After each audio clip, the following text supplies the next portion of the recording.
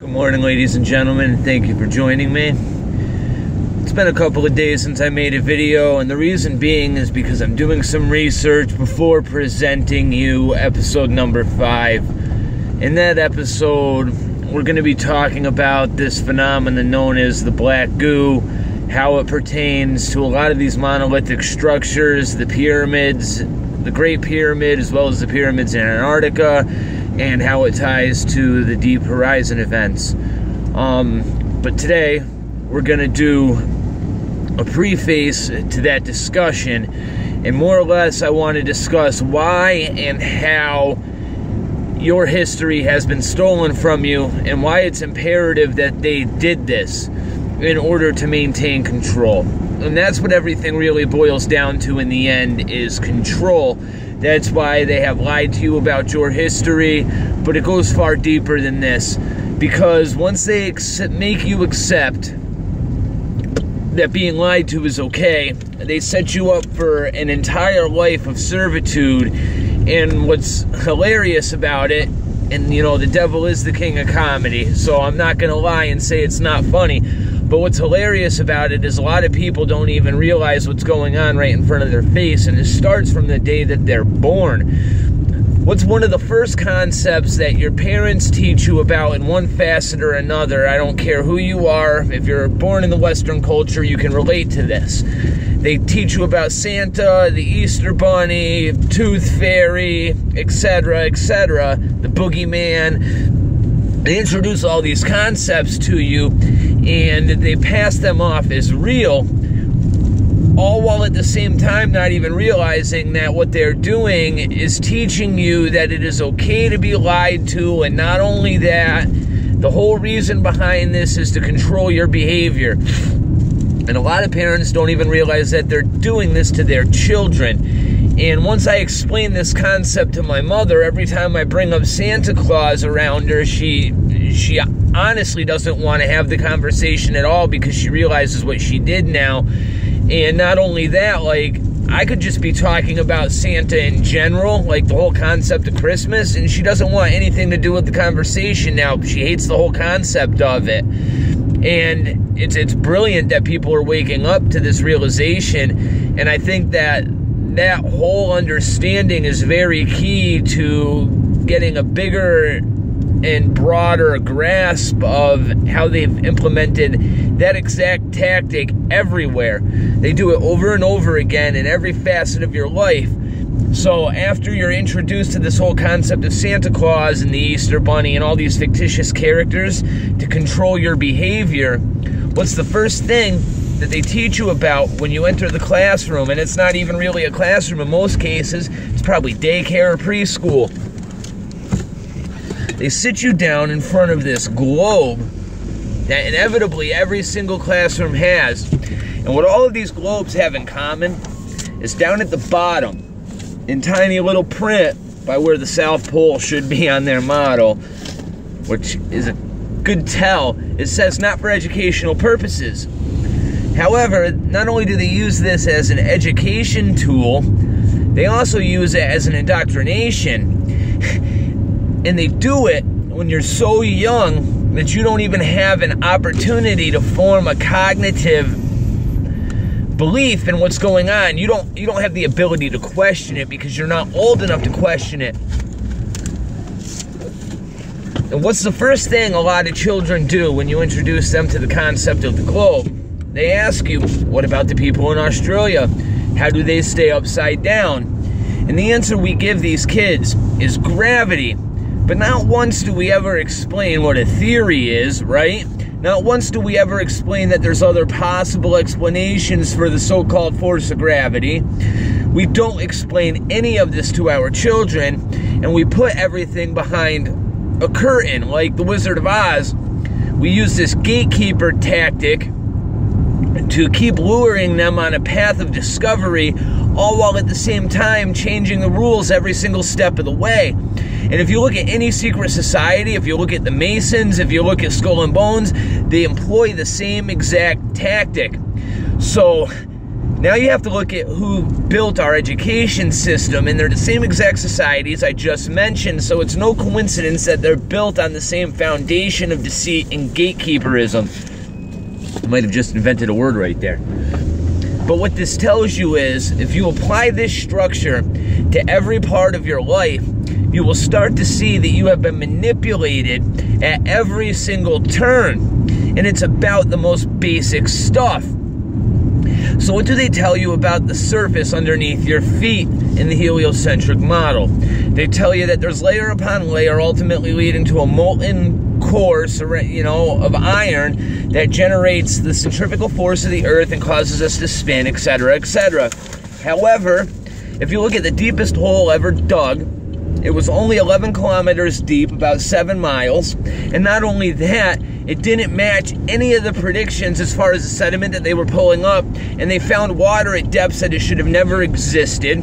They found out that the way that the seismograph said the earth was supposed to be layered was completely wrong. Now, what they don't tell you when you're reading these school books that have cartoons and CGI on every other page is that the core of the earth is a model. It is a theory. It has never been proven. There's no concrete evidence for this. The people that dug as deep as you could dig only got 11 kilometers deep, and they tore up every single bit that they tried to use. The most advanced materials known to man cannot penetrate past that depth for whatever reason. And what I find absolutely astounding about this is no amateur can send any device straight up. We can't go any higher than, guess what? Exactly 11 kilometers. It doesn't seem like much of a coincidence to me.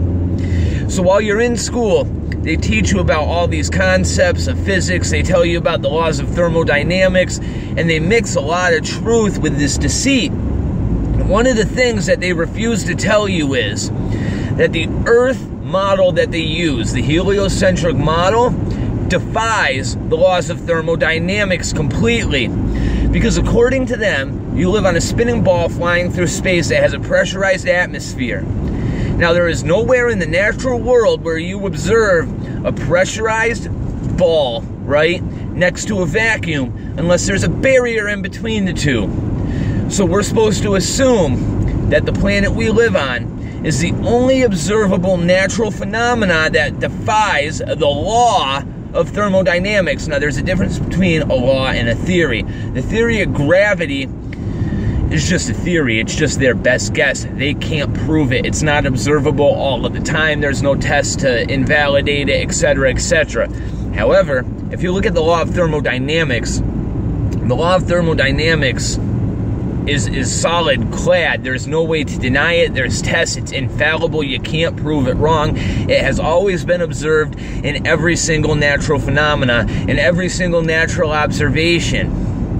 So how is it that we're living on not only the most unique structure in the known universe according to us, because there's life on it, so that's unique in and of itself, but now we're talking about the astronomical probability that we're living on the only thing in the entire observable universe that has an atmosphere next to a vacuum. Now let's talk about a vacuum for a moment, because a vacuum is the antithesis of the natural world. There is nowhere in the natural world that a vacuum is sustained naturally. We can create vacuums, but it requires a lot of energy, a whole lot of energy. If you want to get even remotely close to simulating the vacuum of space, you're going to need billions and billions and billions of dollars of vacuums. And not only that, you're not even going to be able to use air pressure to get out that last 1-2% of particulates. You're going to have to use filters that actually take particles out of the air. And we're talking about devices that require so much power that you might as well have your own nuclear reactor, because that's what it's going to take. So it's the complete antithesis of the natural world. Completely. Now, NASA just recently needed a way around all of this, okay? Because they've been caught saying that they can't get outside of the Earth's atmosphere on camera. However, we went to the moon in the 60s, and now NASA cannot deny that we went to the moon anymore. because they've stuck by it for far too long. They're up to getting $58 billion a day. It just went up from 52 to 58. So think about that. $58 billion a day. What could you do with that kind of money? And they want us to believe that technology from the 60s hasn't progressed enough for them to go to space. If you listen to some of these astronauts, they tell you, I'd go to space in a minute, but we destroy the technology and it's a painful process to build it back. Here's a little known fact for you. They used less computing power to get to the moon than you find in a Game Boy, okay? Not only that, we're supposed to believe that Apollo 13 got back to Earth on 8 volts of electricity and ended up building a carbon filter out of leftover parts on a fucking shuttle in the middle of space with no plan beforehand to do it. And literally, if you look at the story, they did one of the things you're told from the beginning of time that you can't do. They fit a square object into a round hole. That's exactly what they did. They defied the laws of the natural world completely by telling you that story. And this is what they always do. They always invert reality and give you the lunar opposite of it, and they solidify that as the truth in your mind. And as long as they keep you in that state, they keep you trapped. So everybody always asks me, the biggest question of all is, why lie about all of this? Right? The evidence is there. A lot of people can't really argue on any other level than taking it to that next step with me, because I'm never going to let them admit that I'm wrong, because I know that there's something going on, right? I know that the Earth is observably flat. I know that it's not a spinning ball flying through space. I can't prove to you that it's flat, but it's observably flat, okay? I know it's not a spinning ball flying through space based on the own observations and tests that I've done. I know the moon isn't producing light by reflecting it off of the sun based on the fact that it produces a colder light. Like, I know all of these things. So the next logical step is why, and ultimately, what is the major reason behind it? Because, like, power and control and all of this are enough, right? That's enough reason to do it. That gives them the motive. But there has to be something bigger in the end, in the grand scheme of things, right? So imagine this. Imagine you put a lion onto a savanna and you put a fence around it and you give him fucking 1,000 square acres. What happens when he runs up to that fence? He sees the fence, turns around, goes back to doing his normal business. Human beings are unlike any other animal. If you put a human being in that situation, they come up to the fence, they're going to want to know who built the fence, why is the fence there, how can I get to the other side? Those are the first 3 things they're going to ask, and they're going to be fascinated by it for the rest of their lives. They're going to keep that fence in the back of their mind. Even if they travel away from it, they will always come back to that fence and try to find a way over it. Now, let's assume that there is a barrier. Let's assume that we live in a closed system, because, like I said, there has to be a barrier in between us and whatever is on the other side of that barrier, aka space. And I don't know what that is, but all I know is every recorded document throughout history up until the time of the heliocentric model tells you that there is a fixed firmament above your head, and I don't care where you grab that resource from. It's there. It's everywhere to be read. So if there is a structure, and let's just say Admiral Byrd found that structure like we were talking about in the previous episode, what would be the next course of action? Okay, human beings would become fascinated by it. So what do you see happen right after Admiral Byrd discovers this? You see the Antarctic Treaty signed in 1957, and there's no way for you or I to go to Antarctica without getting every single signatory on that treaty, which, by the way, consists of every economically sufficient country in the entire world, has to sign off on this for you to go. They have to know every step you make. You have to pay for ecological surveys before you go, etc., etc. There's no way for us to go to Antarctica now, so we're never going to be able to find that fence. We can't become fascinated with it. Read the story of Babel if you want to know what I'm talking about. The story of Babel is a biblical story of this culture of people, I believe it was the pre-Tartarians, who built this tower, okay? Now, they actually found remnants of this tower. They found the foundations of it. The foundation of this tower is over 1.5 miles wide, and it's found in the plains of, I can't remember where it is, somewhere in the Middle East. Anyhow, They actually found this structure, okay? And supposedly, they built this tower all the way till it almost reached the firmament. And God was like, well, we can't have this. And I'm assuming that they had the technology and the means to actually get through that tower, right? Get through the structure. So God was like, we can't have this. If this happens, I'm done. Disperses the tribes, whatever. But that's exactly what we would do if we found out that that barrier was there. Not only would we destroy the gatekeepers that held all of this information from us first, like this entire system would crumble, they would lose every bit of their control. But then we would descend into anarchy, trying to figure out how to get on the other side of that wall. Now maybe we're going to band together to do so, but at the same time, we would lose all semblance to anything that we've ever known. And that is exactly why they have hidden things from you. They want you to believe that you are absolutely insignificant, because if you know there is a higher power out there, not only are you going to change the way that you live your life, because let's face it, if there is this barrier, we know that there is a creator of some kind. We know that this is a designed system, okay?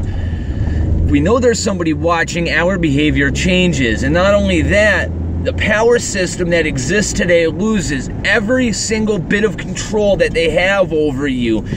Basically, Santa disappears right in front of your eyes.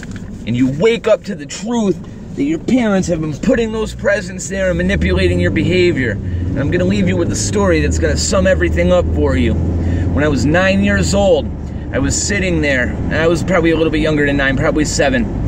I was sitting there watching ESPN after school like I always did with my great-grandmother, and they were talking about Bill Buckner and how he let the frickin' fair ball go underneath his legs on first base. And it's Kurt Schelling telling this story about how he was watching him, and when he saw Buckner miss the ball, it was like finding out Santa wasn't real all over again. My grandmother looks up from her paper. She can see that my face is distraught.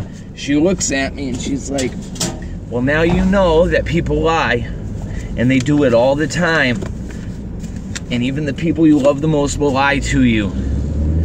Get used to it and learn. That's all she said. And it was the greatest lesson I ever learned. God rest her soul. Because in that moment, I became the person you see today. I became that person that questions everything that I'm presented with. And I only trust my own two eyes and my own senses. Do not believe a fucking word I say. Do the goddamn research yourself. You'll come to the same conclusion I do. God bless you. Have a wonderful day. And a special thank you to everybody that's gathering behind me and giving me support, man. This is about us. This isn't about me. Take care, guys.